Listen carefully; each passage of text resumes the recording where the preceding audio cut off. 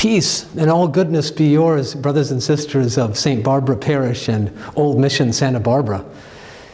I'm delighted to be speaking to you from the Old Mission Santa Barbara Archive Library, where I'm thinking about our changing landscape in the midst of our challenging pandemic, and realizing that we have been through many changes before here at Old Mission Santa Barbara, and the value of this archive is to remind us of that and maybe give us some direction about how we might handle changes and challenges of refounding. I'm very happy to be here with Mr. Brian Stevenson, who serves as curator of the collection here at the Archive Library. And Brian's offered to give us a little insight into what was happening 200 years ago here at the Mission. Well, thank you, Father Dan, and thank you for having me. I'm really thrilled to be here to talk about what is really a very historic moment. Father Dan, you're absolutely right to mention 200 years ago. It is the year 2020, and 200 years ago, 1820, saw the dedication of the Mission Church that we all know and recognize and love. For those of you who are able to do a little quick math, you're probably able to figure out that the mission was founded in 1786, which was more than 200 years ago. That's because the church that we recognize and know is not the first church that was here at Mission Santa Barbara. In fact, it wasn't even the second. This is the fourth church that was built here at the Mission. The first church that was constructed here was constructed shortly after the founding in 1786, and it was essentially a log cabin. It was never meant to be a very permanent structure. The second church that was built here was built in 1789. This building was made out of adobe. And we know that the sort of southeasterly direction orientation of the church that we recognize today, we're thinking that the second church was built in that kind of an orientation. The third church that was constructed, also made of adobe, was built in, I believe it was 1793. In the year 1812, on December 21st, there was an earthquake that did a lot of damage to many of the buildings here at Mission Santa Barbara and at the Presidio and elsewhere.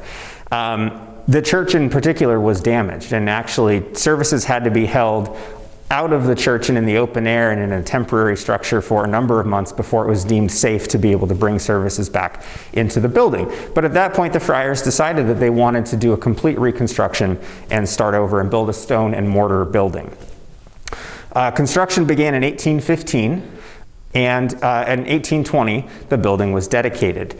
And that date is September 10th, 1820, that the church was dedicated and a celebration was held in the building's honor, in the honor of the dedication. But even in 1820, that building would not be entirely familiar to us.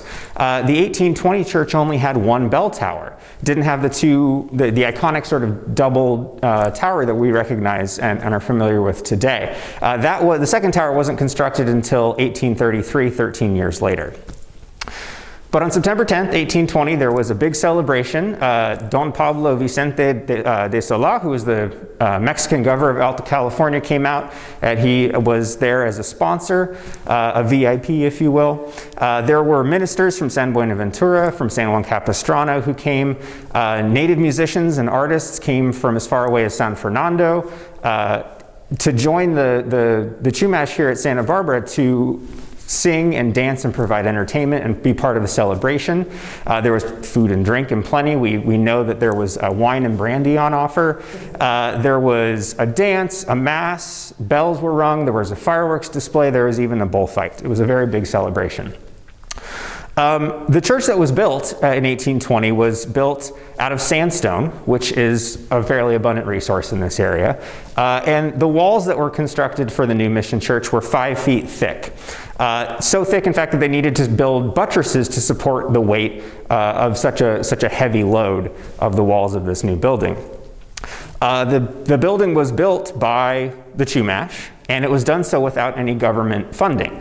The Chumash built the building. They also contributed heavily and extensively to the artistry that we see in the church.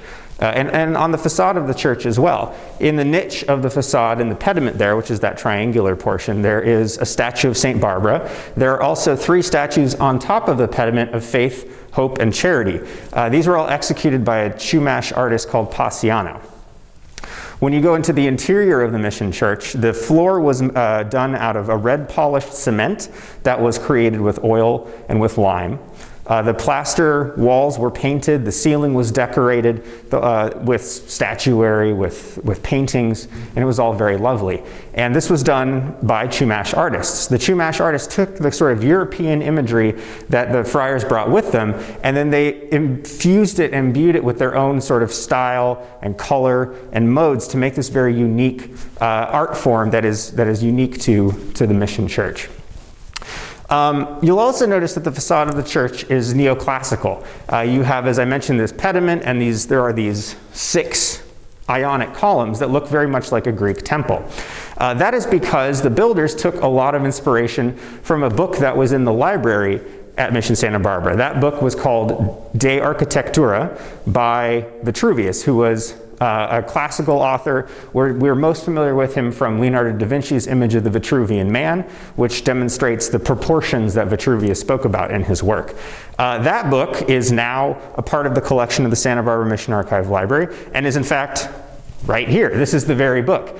When you look at this plate that's in the back of the book, plate 10, you'll see an image of the facade of what looks like a Greek temple. And when you look at the facade of our church, you'll see that they are almost identical. It's very clear that the builders were using this as inspiration to create this very neoclassical image. If you go inside the church and look at the ceiling decorations as well, you'll notice an image of forked winged lightning that is kind of a theme throughout. Well, again, if we turn to this copy of De Architectura, to one of the rear images, you'll see that in figure 3, there is that very same image of the winged forked lightning. So again, you're seeing this very interesting conversation that's taking place between this volume here from the Mission Library, from the Archive Library, the artists, the Chumash artists that were here locally, that were creating and building this space, and these also sort of European styles, these European images that the friars were bringing with them as well. So thank you very much, Father Dan, for the opportunity to talk to you all today. I really appreciate it, and this is for allowing me to be part of this very historic moment. So thank you. Well, I'm very grateful to you, Brian, especially in helping me, and I think all of us, think about how change and refounding can be a work of art, a collaborative project that takes heart and hands and intelligence. So as we move forward to our own new normal, let's take inspiration from that great celebration 200 years ago. May the Lord give us peace.